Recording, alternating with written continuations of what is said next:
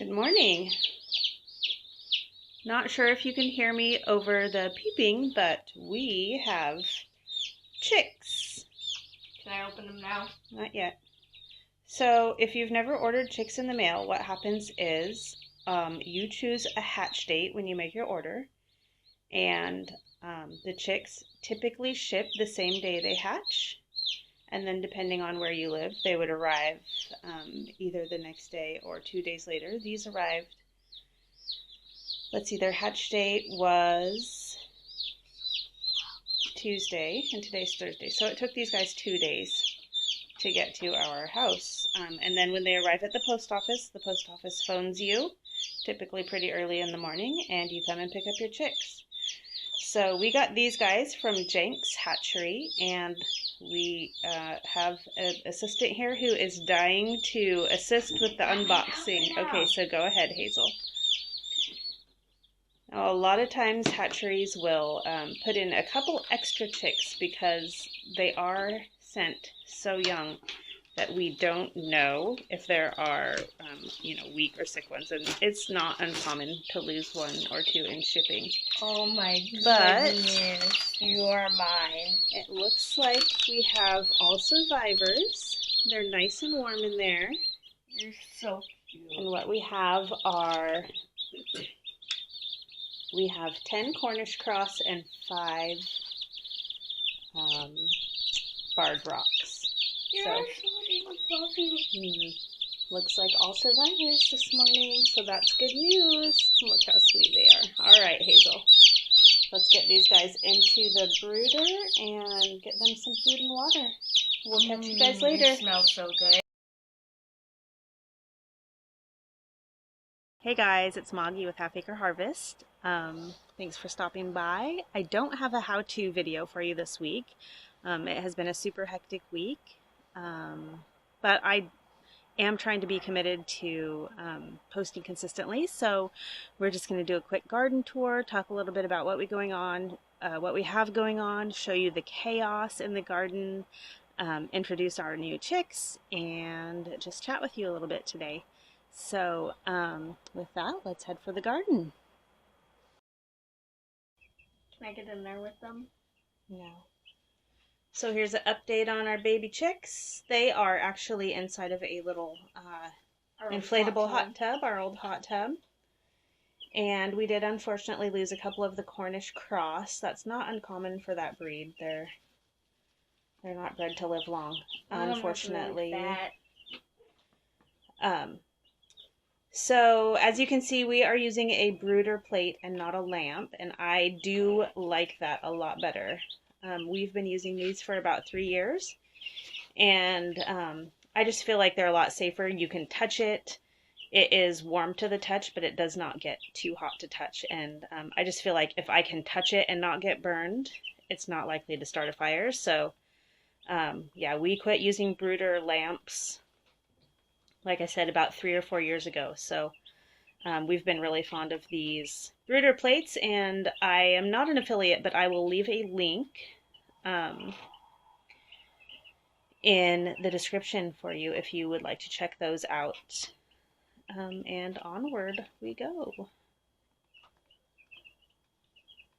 Alright, so first things first. Let me see if I can back up enough to show you. This is all one squash plant. It has absorbed kids' toys and garden tools, and I just never expected it to get this big.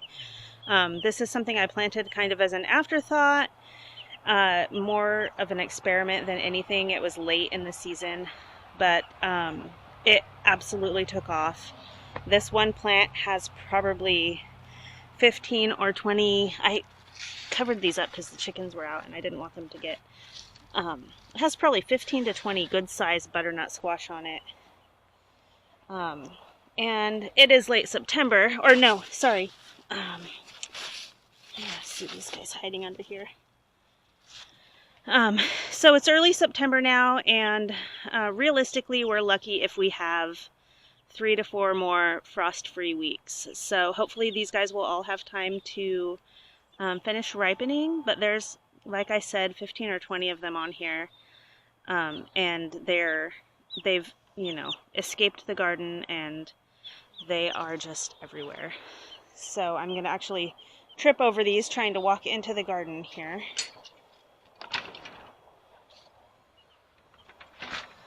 I see they're just in the path. There's lots more of them in here. Yeah, so I just planted these and then I just threw it out. I just threw the little seedling out where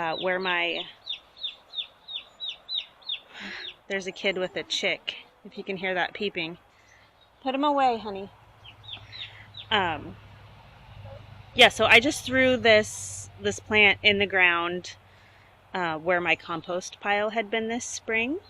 And it kind of sat there and didn't do anything for a while, and then it exploded. So it's huge. It's probably taking up a good 100 square feet. And like I said again, it's loaded with lots and lots of pretty good sized squash that hopefully will have time to ripen before we get our first frost. Look at this guy. He's huge. This is like, easily bigger. Probably 2 hands. It's a 2-hander.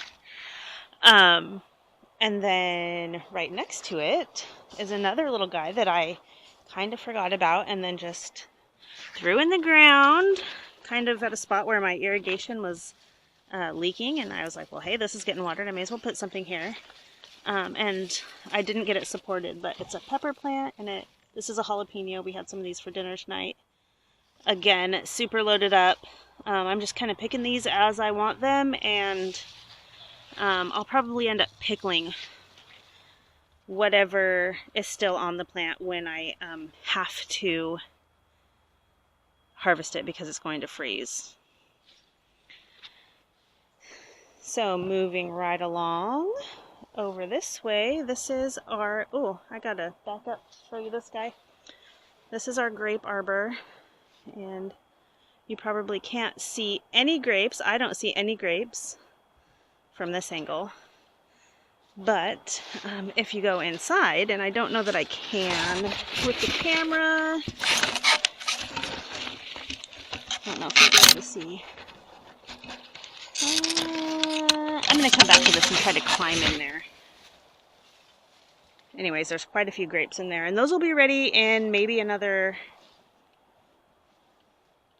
2 weeks. I mean, you can eat them now. They're pretty good, but I like to wait until after the first frost, and then make grape juice from those. They're Concords.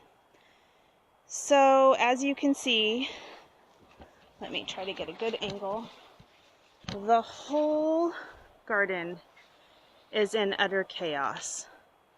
And again, at this time of year, I don't really care because we've got maybe 3 to 4 weeks until a frost that's just gonna wipe everything out. One thing I am going to do is, I need to do this tonight when I'm done filming, is pull these blossoming ends.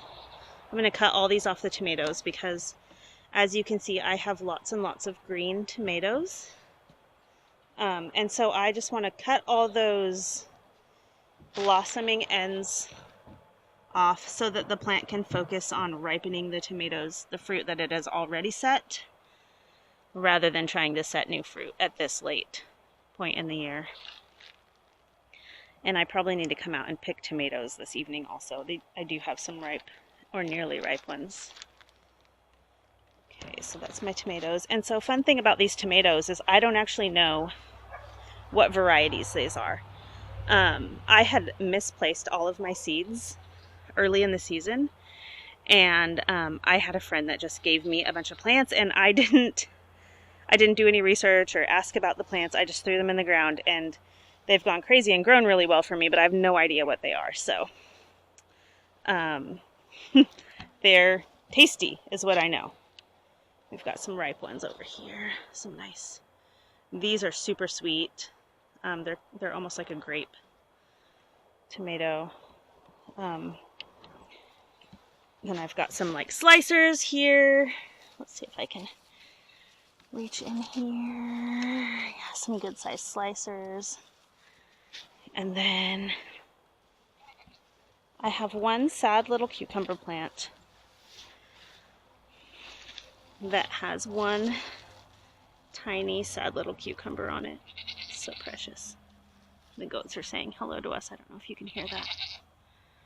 And then here I have some more peppers and some dill and some basil. So let's see if I can do a better. So I've got some dill here. This is just kind of a small wimpy dill plant, but I got all the dill I needed off of it this year. And I've got a couple pepper plants that aren't really doing much. I've got one, I don't remember what this is. I think it's going to be a hot one though. Lots and lots of tomatillos. My husband likes to make the green salsa. And then I did let my lettuce plants go to seed on purpose, hoping that this would reseed.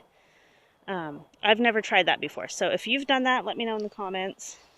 Tell me how it worked for you. I'll probably also come out and grab some of these seeds to plant next spring on purpose, but I'm hoping that this will reseed itself. Where are we? So, yeah.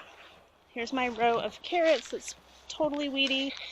I pulled some of these up recently and discovered for the first time ever we have had gopher damage. Now I have no idea what to do about this. Let's see if any of these are going to show. Some really nice looking carrots that just had their ends eaten off of them, unfortunately. So let's pull. Oh, that guy actually didn't get eaten. I'll bring him in for a snack. So normally we leave our carrots in the ground. We harvest what we want throughout the season, and then we overwinter them and dig them over the winter. But with gophers eating them, I don't really want to do that this year. So tell me what has worked for you. We'll go ahead and harvest these, but I need to get rid of the gophers, and I don't know how to do that without poison. So got some good looking carrots here. Green beans. Here's my green bean row. And they are starting to die back a little bit, which is actually good news because I've probably given away probably close to 5 gallons of green beans. Funny story, a few years ago I had such a great, and it looks like I need to pick again actually. A few years ago I had such a great green bean harvest that my family actually now almost, they don't refuse to eat green beans, but they will only eat like their obligatory helping. So mostly I just end up giving these away. And then here's our potato row. These are dying back. So let's just do a little test dig. See what we can find here. See if there's any ripe potatoes. That's not a bad little guy. Try to take him in for breakfast. Oh, I see some here. Actually, those look kind of small. I'm going to cover those so they don't get green. Leave those in the ground just a little longer. I don't know that how much more they'll grow now that the plants are starting to die back, but usually I wait till these die back all the way before I do my harvest. And then the other thing I wanted to show you is this cool thing that's happening. I knew this, I've seen this happen before, but I have some cabbages that I already harvested, and they're putting on little side heads. So this is actually a plant that I harvested kind of earlier in the summer, and it's got 2 heads forming. And cabbage is one that can take a frost, so I'm just going to leave these here until I'm ready to use them.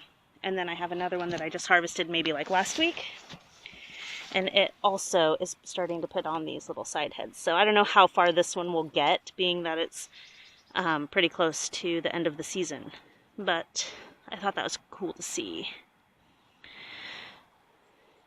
And then I've got just a ton of lemon balm here. I've harvested this 3 or 4 times already and have a jar dried for tea over winter. And here's our asparagus row. Of course, we're not eating those. We probably eat those through April. and then we just let them go to seed. And so these will stay this way and die back over winter, and then in the spring a new little crop will come up. So let's see if we can creep inside. I don't know if it'll be dark. You'll probably get to see me trip and break my ankle inside of my little secret hedge here. All right, here we are. So inside the grape arbor, you can see we have lots of delicious grapes. Good harvest here. I've got two varieties. I've got a green, and these ones actually look like they're quite a bit behind over the Concords, and these are a seedless variety of Concord, and they're so good. I've actually already picked a few and just eaten them, but mostly we try to let these go until the frost, and then we make grape juice, so there will be a video for that when I do that. But yeah, that's pretty much all I have for you. I just, again, oh, there is, whoa, check this out. Okay, this actually kind of irritates me, but it's also kind of cool, so. Can you see that? There's a mouse. Okay, so last year we almost didn't get any grapes, and I caught squirrels. So I just saw a mouse up here stealing my grapes. And that annoys me, but also it was kind of cool to see.